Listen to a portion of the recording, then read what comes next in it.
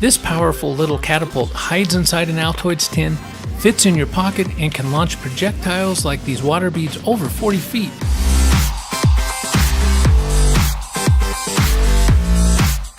These are our little bombs that we're going to shoot at the guys.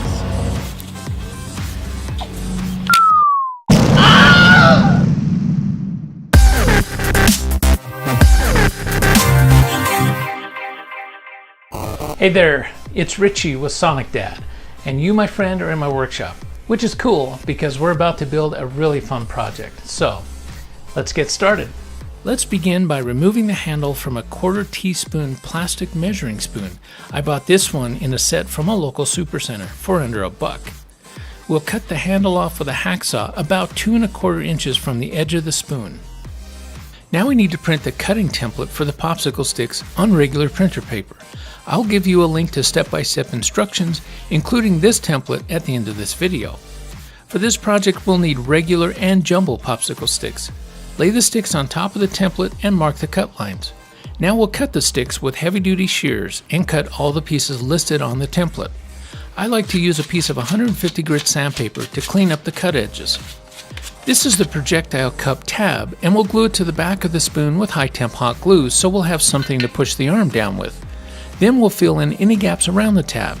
For the arm spring, we'll use a 3/4 inch binder clip like this one. This little binder clip is small, but it packs a lot of spring power, so it's perfect for our catapult. So let's attach it to the spoon by first tacking it in place on one of the binder clip legs. We want the spoon to be centered and all the way down against the spring. Now we'll apply more glue around the binder clip leg and attach the retainer plate. Hold the plate tightly in place until the glue cools, then fill in any gaps between the plate and spoon. We'll tack the base plate to the other binder clip leg. It needs to be centered on the leg with the edge touching the binder clip spring like this. We'll squirt more glue on the base plate, then attach the retainer on top with all of the edges lined up. We need to hold the plates tightly together until the glue cools. If there are any gaps between the plates, we'll fill those in with glue. I like to color the popsicle sticks black to give the catapult a nicer look. We'll use a permanent marker for this, but be sure not to mark the bottom of the base. Hot glue will stick a lot better to the natural wood in an upcoming step. It's a good idea to let the ink dry for a few minutes to keep it off your fingers. Now we'll need to clean out an empty Altoids tin and get rid of any mint dust that might be left over. To get the strongest glue joint we can, we'll rough up the surface of the tin with sandpaper in this area. Now we can apply a generous amount of glue on the base and install the catapult arm inside the tin. We'll locate the arm tightly against the wall and just even with the radius in the wall like this. And don't worry about the excess glue around the base. Here's a little tip. Cut a popsicle stick at an angle and use it to remove the extra glue. Now we'll color the compartment wall black, and after the ink dries, slide it into position about 1 inch away from the edge of the tin and parallel with the tin wall. Adding a bead of glue on each end of the wall will secure it in place. You'll notice that when you try to close the lid, the spring force of the binder clip will try to pop it open again. This is easily remedied by bending the front wall of the tin out a little. This will help the retaining features to hold the lid closed but still allow the tin to be opened.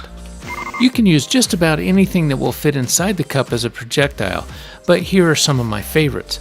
6mm airsoft BBs are really common, but they're also the most dangerous, so please use safety glasses with this projectile. You can also use good old-fashioned spitballs. They may not fly as far as airsoft BBs, but they're really cheap and they aren't as dangerous. But my favorite projectile is a craft water bead.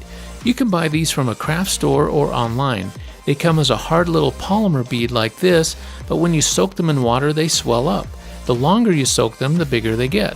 And because they're filled with water, they have mass, but they're also very soft, and so a lot safer projectile. And if you use them inside the house and lose them in the carpet, well, they'll just dry out and turn back into a little bead that can be vacuumed up. And that's pretty cool. So once you've selected your projectile, you can put them in the handy storage compartment. And if you're using water beads, it's a good idea to put them in a small Ziploc bag to keep them from drying out. These little pill bags work great. And now that our catapult is finished and we have our projectiles, let's go have some fun. To fire the catapult, hold the arm down with your index finger and load the projectile with your other hand. Now just let your finger slide off the tab and whammo, you're accelerating mass. You can change the arc and trajectory of your projectile by changing how far back you pull the arm before releasing it. And because this cup is elongated, you can load several projectiles at once and get a really cool shotgun effect.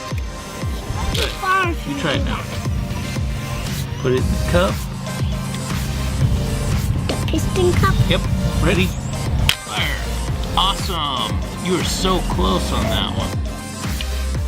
But just be careful with your catapult and don't aim toward people or animals.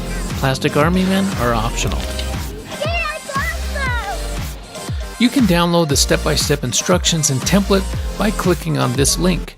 And if you like this project, please subscribe to our channel and check out our other projects. Thanks for watching, and we'll see you next time for the next Sonic project. Look at all these bombs on the battlefield. A bunch of them. What's that? Bring all these beats back. Okay. And refill our guns. Save all your ammunition. Yep. Almost done. Just a couple more guys.